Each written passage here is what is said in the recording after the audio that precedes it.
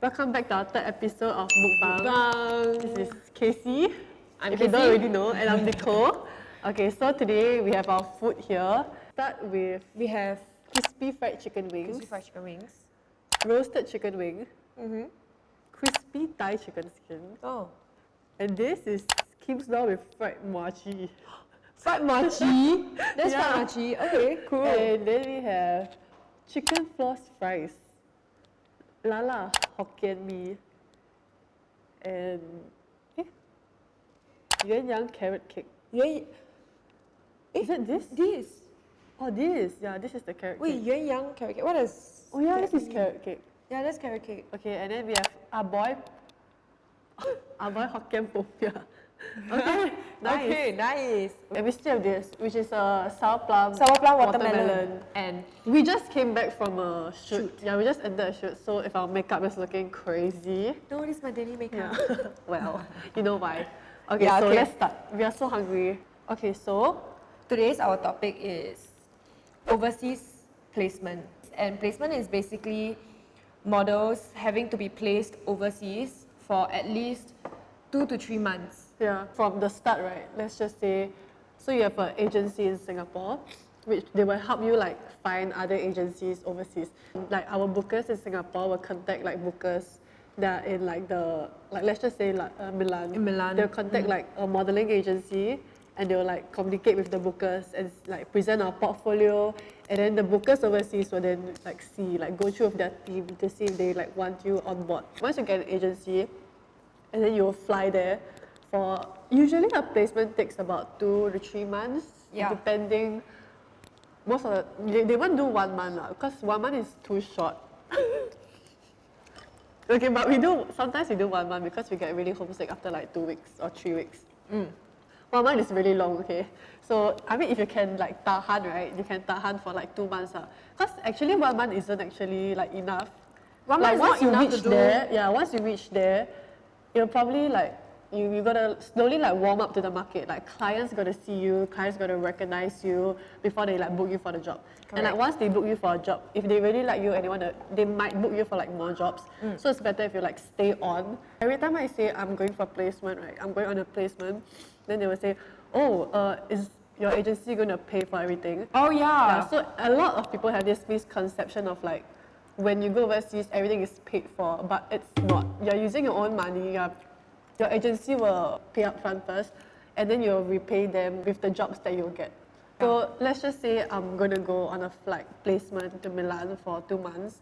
My basic here will actually like pay for my flight, my accommodation. And when I reach there, expenses is obviously like my own expenses. Then once I earn money there, in every agency they'll obviously take like a percentage of your, like overseas will take like let's just say 30%. Then your mother agency will We'll take like take another 10%. 10. Because Yeah. that's when they help you to get an agency. So they Yeah. take out a 10% and the remaining is yours. So you don't actually like get a free flight there. You don't get free stays there. Everything basically is from your paying own money. yourself, So if you think yeah. it's easy to be a model and you think that like Models, everything is paid for, this Yeah. easy life is not, okay? Expenses there and everything is expensive, but you're gonna pay for like your transport, Your phone. food, phone, yeah. One SIM card overseas is cost about already like 50 SGD. Our mother agency will place us in an Airbnb with other models together instead of If you have like models in the same agency, like they are going together with you. with you, yeah. And then you'll be placed in a, for us it will be an Airbnb because it's more comfortable and everyone can live It's together. better like living under the same roof with girls that you know, or like girls that are in the same agency as you. So like we actually stayed together twice already. No, three times in total. Like 2 times in Milan, 1 time in London. So it's easier because I mean, there's obviously everyone. I'm sure they already heard like Scary model. scary model apartment stories where like crazy shit happens. Like Kaci can say hers because she had like an experience. Yeah. I stayed in a model's apartment twice, once in Paris and once in Milan. And I had the worst, let me just say, worst experience. Literal worst, yeah. So I'll start off in Milan because it's the first model apartment I stayed at. I stayed with 3 other models. And first and foremost, when I reached there the first night, I had an Asian girl staying with me. and she greeted me very nicely and stuff. But then at night, there's 3 other girls who actually told her that she was snoring too loud at night and she cannot Sleep with them. Because in my Milan's models apartment, upstairs is where all the beds are together. There's no one room each for privacy and stuff. Before that, right, models apartment like means that you stay with like 5 other girls. Or all more, in one or room, more, or more. It's just you So stay. it's not a very like comfortable place for you to. There's no such thing as like privacy unless you. There's no privacy. Get really lucky. Yeah, and there's no such thing as I want to stay here or I choose to stay here. I want to stay with my friends. You don't really have a choice. Yeah. Usually they will just place you in whatever apartment that is available. Decided to ask her to get out of the house because she was snoring too loudly. And I was like, huh? What? Excuse you? She paid for the apartment as well. So I was like, I don't understand. She actually went to Paris to work and I had to stay with these 3 other models. And the cleanliness, the hygiene, everything, the culture, I think is very different. You can really see the difference in like Asian culture and like what? Western culture. When you stay together with a bunch of like girls from like Western countries, it's so different. Their way of living, the way they like, I don't know, it's just they're more like. Okay, I won't say dirty, but dirty. They will clean up after themselves, but they won't have the sense of urgency to clean up straight away when they're done. They don't really have the concept that they are actually staying with people that they don't know. Yeah, there's no self-awareness. I feel like it actually applies for like Western people. They are just very like chill about this kind of stuff. Like for my apartment, I didn't stay in a model's apartment. I was placed in my booker's sister's apartment because I came to Milan like really last minute. So I actually stayed with my booker's sister and I feel like it was fine because I was just staying with one person. But she was like, after she like eat, she'll just like put her stuff in the sink. When she wants to use it, she'll wash it. I realized that that's what they do. When they are going to use it, then they will wash it. But to us, I mean like, I'm sure everyone in like Asian countries, every time like after you eat, you'll just wash. Like, it's a habit to just wash it straight away. I feel like you will get a culture shock like when you're there. Like everything is done so differently and it's really like out of your comfort zone. And then I went on to stay in a Paris apartment, which actually can fit up to 12 girls in that apartment. Yeah, how many per room? 6 rooms. Yeah, 2 each. And luckily, I only stayed with 4 other models. I had my money stolen the first week. On my 5th day, my money was stolen by one of the models. She was going crazy. She's like, oh my god, my money got stolen. and you know how much? Oh wait, I mean, know how much was it? What, 600 euros? 600 euros. That's like more than like 1k. She only left me with 200 euros after that. Kaci actually confronted the girl. I confronted her. Okay, I stayed there for 1 month. Ever since she stole my money, every day I've been chasing her down. Every single day. First day, once I knew my money was stolen, I went down to the police station. I called her immediately and told her to come home. And I said the police is going to find us in the house and you better return my money now. And for the next 3 weeks, I remember I was going through a very tough time because I was hiding. Every night I put my luggage near the door in case she comes into my room. And I would leave my stuff like scattered, some stuff scattered, so that whenever someone steps into my room, I know. And then ever since that incident, every day I go toilet, I bring my laptop, my phone, my money, my card, everything. Even just to pee. Yeah, that was how bad. That was super bad. Once she stole my money, she actually went to Paris, the Eiffel Tower to eat. What? And by herself. And she bought a lot of shopping goods back and a lot of groceries after she stole my money. She got no like sense of like paiseh. Like she won't feel paiseh when she see you around. She won't. She even greets me good morning. Even after the incident. Every day she's like, good morning. I'm like, oh, just get out. And like my agency wanted me to move out of the apartment to go to another apartment, but I'm just like, why am I the one moving when me and my friend got our money stolen? She should be the one moving. Yeah. Honestly, if that happened to me, right, I'll lose my shit.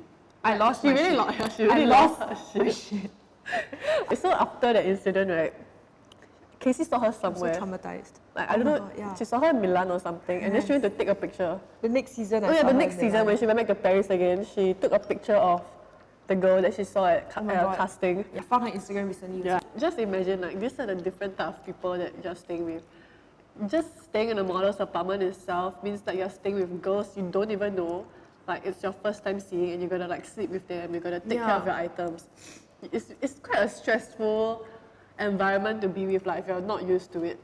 I wouldn't like to stay in a model's apartment. I would always try to go for like an Airbnb. Airbnb. Even if it's myself, I think I strongly encourage you to find an apartment by yourself or a room by yourself, so that it's more like safe it's better. and you can clean up everything. So now we'll talk about castings in London and Milan.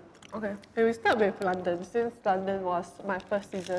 I feel that the difference in castings for Milan and London has more e-com.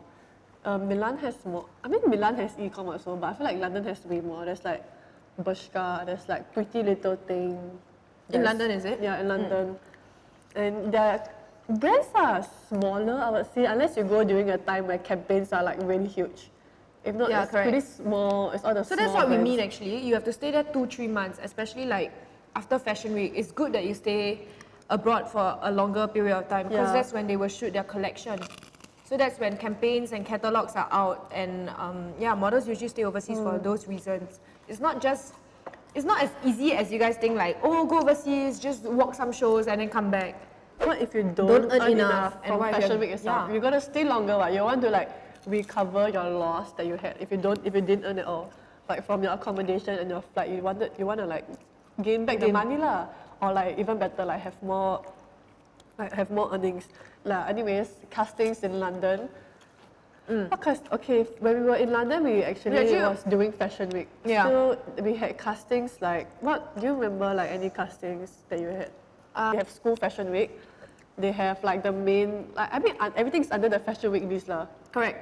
Anything under the Fashion Week list, we will go castings for it lah. And usually we dressed our own fashion, I guess. In London, their fashion is more, they will rather you show your personality through dressing. If you go in like black tank top, or black like- jeans, yeah. you won't really stand out from the rest, because girls in London actually dress like pretty good, like pretty well. people in London Yeah, dress they dress really well. They actually pick those who dress well or look Yeah. outstanding. Yeah. And the thing about London is that I feel they really look at how confident you are. Correct. Yeah, Yeah, because definitely. They always, okay, so there's this one casting I went for, I remember. I forgot what is it, but I saw you there. Okay, so it's like a whole line of girls, and then they will ask like 7 girls to line up in one row, and like all 7 girls walk together. And everyone, like there's a long like stretch of table with all the like different designers sitting down there. So it's just like within that one small room, right, you can get, if you impress like 4 designers at one go, they'll take com cards from you. And it's an immediate thing where you know, because they will take the com card if you're interested, and if like they're not, you can just walk out after you leave. It was a clear room somewhere, right? Yeah. Everyone that was It was a queuing clear could room, see. so you can see all the girls like queuing, and then in front there's this glass, and you can see the girls like ready to walk, like in front. And clients are all in one row. So it was super scary, and you can really tell, because I realized that the girls were like really confident in walking. Like you can see their head like up, then their body like them like legit like walking confidently. Like after that, all the designers will rush to the girl. Yeah, they will rush to the girl and be like, okay, can we have a com card, please? Yeah. So that was quite like scary lah. I mean, because that was my first time seeing that. For London, because that was my first season, I think the way I dressed was. I think you dressed pretty well. Yeah, okay, it was still quite similar to my Singapore, like what I dressed in Singapore. But maybe if you want to stand out, probably like bright colours, not just like. Bright colours. Yeah, I've seen bright guys colours. wearing crop tops and like heels, those platform shoes and stuff. They dress better than girls. I feel like the casting, especially this season, recently I feel like they don't like girls who dress too loud. They actually prefer girls who dress simple, have and no makeup. Oh my god. They love raw face girls. They love girls who are just clean and very. Yeah, I went for this casting for this like designer, and I realized that the girls that he ended up choosing was girls that was like wearing like black. Just black tank top, just full black. Yeah, just with full heels. black. Yeah. So and I was wearing stuff like. What did I wear? I wear like leather jacket. I wore like belt with like high. Very loud, like much, a lot of a lot. Yeah, of then I wore like my accessories and bucket stuff. hat. I mean, obviously I'll take it out, but first impression counts. Like when they see you like this, dressing like how it is, it's either a good thing or a bad thing. You know, first impression really counts when you're like overseas.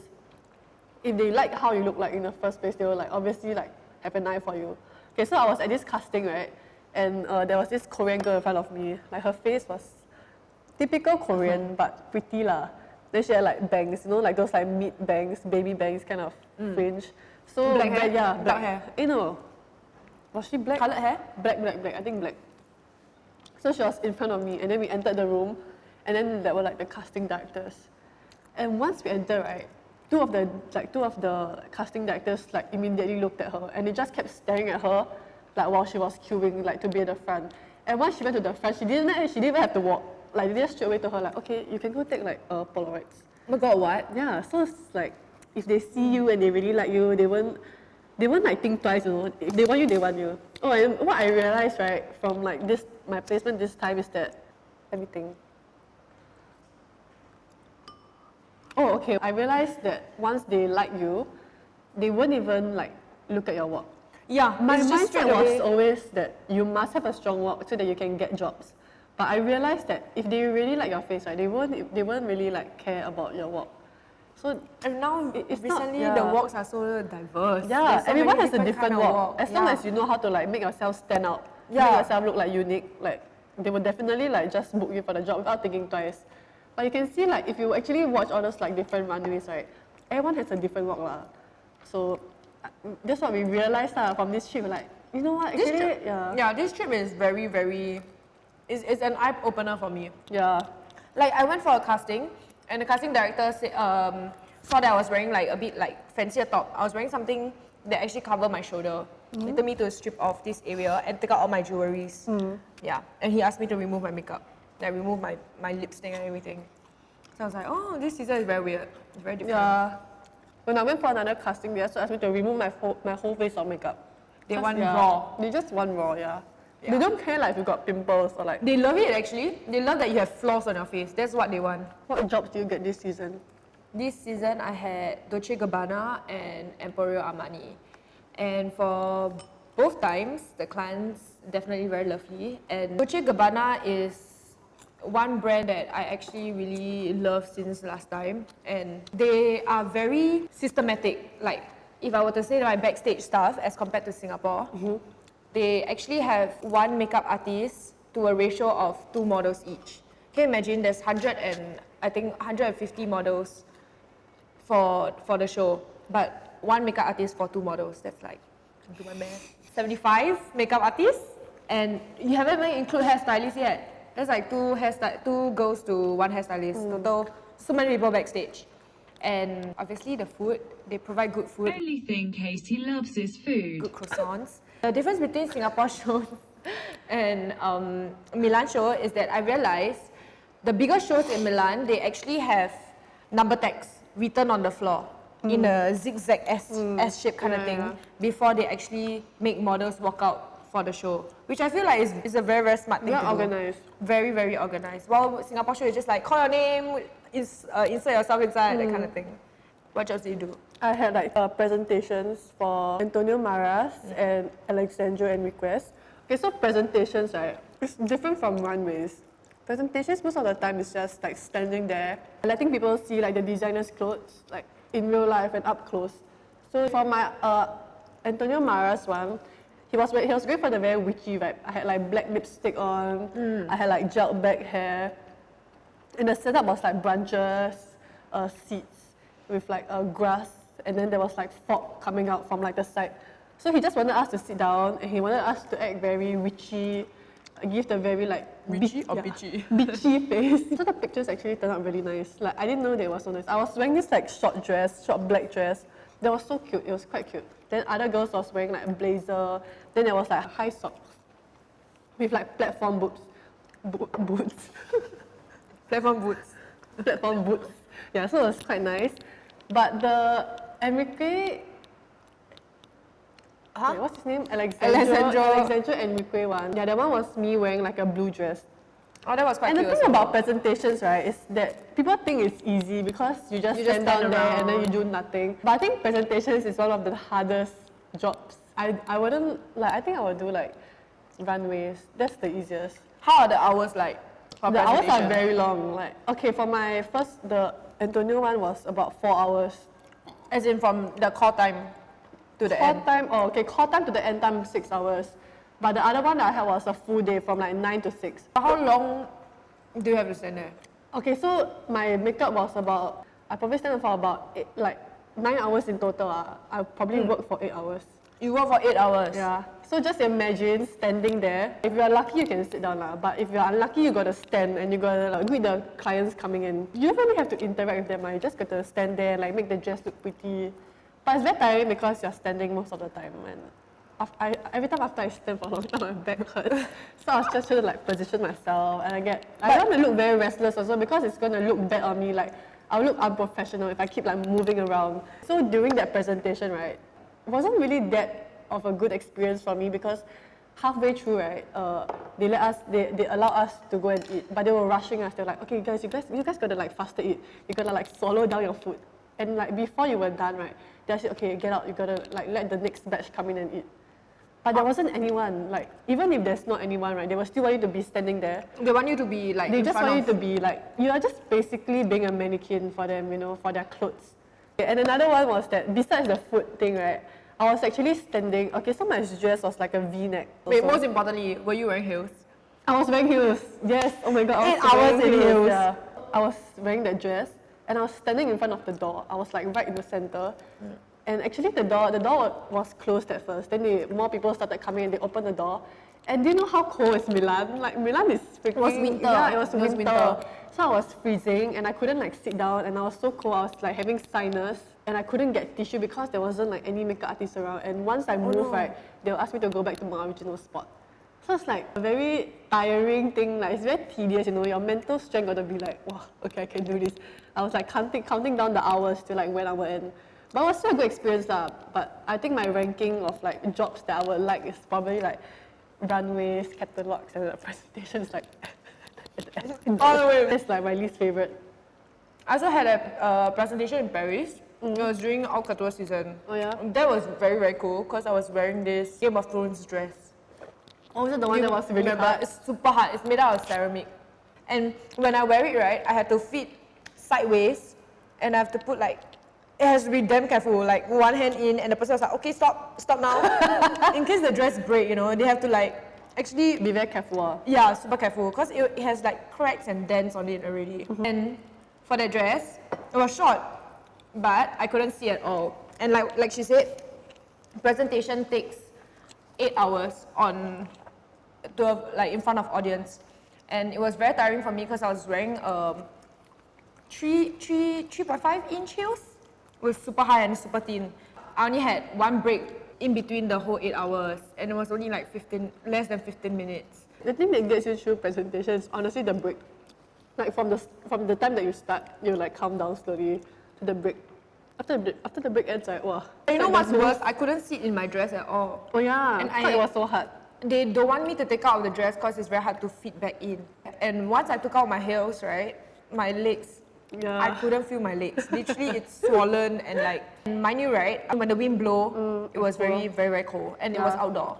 Yeah, so that was like one of my worst experience for presentation. In general, presentations are pretty cool because they have really, really nice setups also. Yeah, it's very. The pictures that you get can be really nice.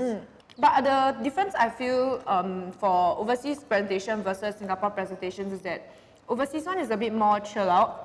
You can go around, mingle with people, mingle around with the I think it audiences. depends on the clients also. We had this presentation in Singapore together for Society A. It was very easy. Oh, and I think they really take good care of you, like for Singapore jobs, like Singapore presentations. They make sure you're hydrated. Yeah, they definitely will bring you water. Yeah, they'll bring you water, they'll bring you food, because you got to stand at like the position that you're supposed to be at. For overseas, they won't really take care of you as much because clients are busy with their own, like mingling, Mingling. around, Socializing, socializing. So no one really actually give that much attention to the welfare of the models. So I think when it comes to like welfare, Singapore's presentations probably the people in Singapore takes really good care of models in general. I feel like Singapore's presentation comes in sessions. Oh yeah. So they'll make you stand for an hour break for 30 minutes, like 3 times, do it 3 times. But overseas is straight up 8 hours and a 15 minutes break in between, probably. Yeah, that was very tiring. Yeah, let's talk about our daily schedule during... Before all the jobs. Yeah, before all these jobs. People always say, oh, it's very easy to be a model. No, it's not. It's so tough. You know how many castings you have to run in one day? Okay, let's just say... What's your most? My most? Probably like 9 or 10 in one day. I had 13 castings in London and it was storming. And I had to run all the way till like 8 p.m. at night. And I didn't bring an umbrella. It was quite sad. London's castings, I think my London casting was still okay lah. It wasn't like that many. There was this one day where I had a job and I wasn't able to attend like a lot of castings. So I gave that a miss. But I know like her and like Fionn were actually like going for like many castings in that one day. Okay, so it's very tiring. Let's just say you wake up at, okay, so the night before, right? Yeah. Your bookers will either drop you an email or WhatsApp to let you know the schedule for the next day. Let's just talk about Milan lah. Like that's where we had our most recent experience. Okay, so 7 p.m. your booker sends to you your schedule for the next day. It can start from as early as 8 a.m.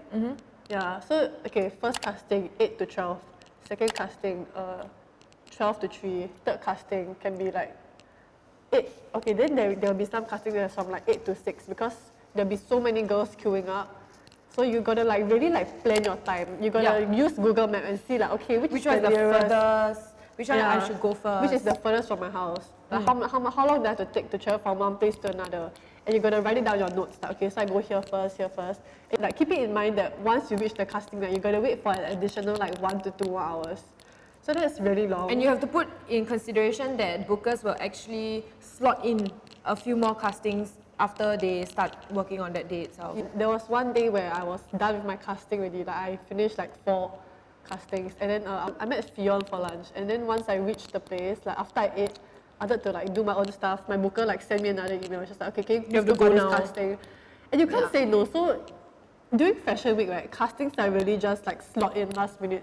Like whenever they can, right, whenever they receive a schedule, they just send it to you, and you're expected to go for it. Yeah, you can't tell them like no, I can't. Because the whole point of you being there is to get jobs and go for castings. Milan's transportation is okay, I feel. The metro go to a lot of places, and the casting places are usually more or less around each other, and it's quite centralized. The casting places are usually the same few spots. Milan has a few transport modes. They have the tram, the train, the bus, and the railway station, It's very rare that people take the railway. Yeah. Going around Milan was really easy compared to going around in London because London's metro has no internet connection. So you gotta like download your offline map and then like just know like which stop you're supposed to stop at before like cause there's no way that you can get any internet connection. How many times have you actually go out of the train few station? times, No, go out of the train station and then they send you castings. Okay, so there was this one time, I was supposed to stop at this specific stop. Let's just say I was supposed to stop at Yio Chu Kang.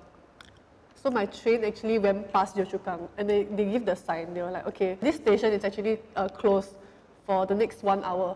Can you just imagine the horror? I was like, they can just close their stations just like this. They won't inform anyone. They won't put up any like notice. It's like when they want to close it down for maintenance, they'll just close it down. So you just gotta accept it. And the lines there are so confusing. Like so many different lines that I don't know like where to stop. There are lines there is like so many, right? If I want to walk from one line to another, it takes me about like 5 minutes. I think Milan's transport is really very efficient. It's quite good. Like I like Milan. I like transporting around Milan more. And I don't usually cab lah because the cabs there are very expensive. I mean, you guys will ask us, oh, why don't you just cab? Why don't you just take Uber to go to your casting places if you're in a rush? But cabs there are not cheap at all. Maybe like, I think 3 to 4 km, it's around 26 euros. 20 to 26 euros. That's about Singapore $40. Even though like there's many castings for you to go in one day, there's still enough time for you to get from one place to another because like Kaci said, the casting places aren't really far apart from each other, so there's still time. Some of them you can actually walk to the next casting place. Okay, speaking of cabbing, right? If you have many castings in one day, you can actually request from your agency to get a chauffeur for you. To get a driver for you. So some girls actually get the chauffeur option. So if you have 8 castings in one day, the chauffeur will send you to all these casting places. I mean, it's quite convenient, but it costs you probably about like 100 euros. 100 euros a day. 100 euros. 100 euros a day. Milan has concession, 1 month concession for, if you're below 26, is 20 euros. Around 30 euros. And London, they don't have such thing as concession. Even if they do, it's £100. I remember checking. They say adult fare is £100 a month. So whenever we travel in London, we have to pay every time we tap out.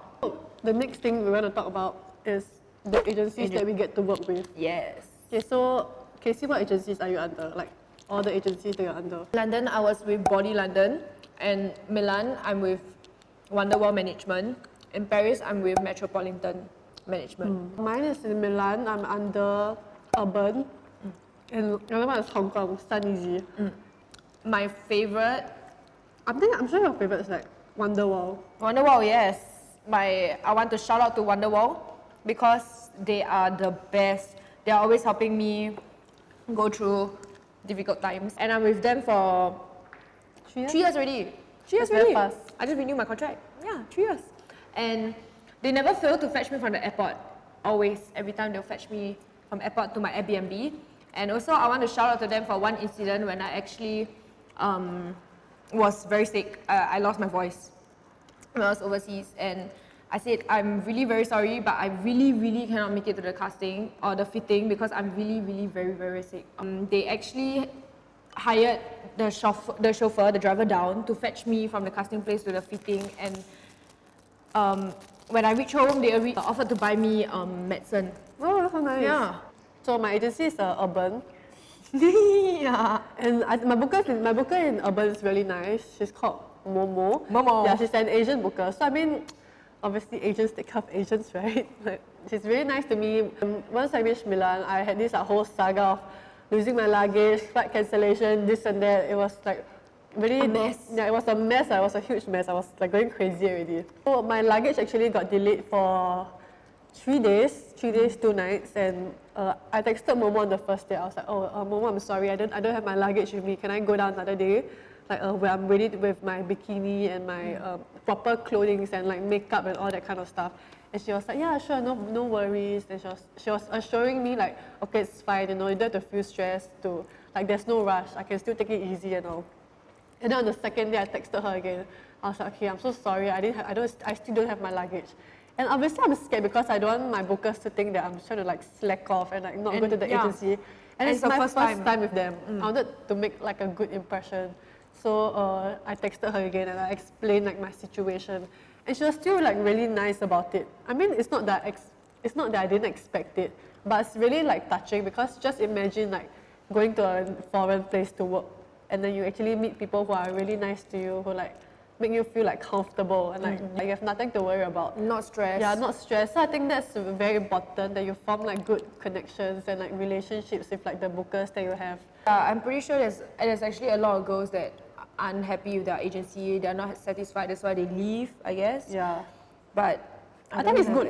Okay, so like we said in our previous video, it's really important to research on agencies and like put yourself in one that can really take care of models. I mean, you wouldn't want to be suffering in like an agency, feeling unhappy or whatsoever.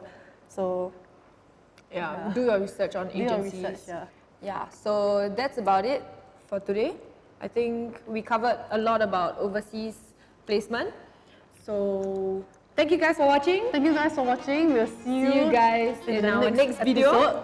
Like, subscribe, comment, and comment down below, guys. Yeah, let us know what you want to see the next time around or what else you want us to talk about. Okay, so bye guys. See you on the next time.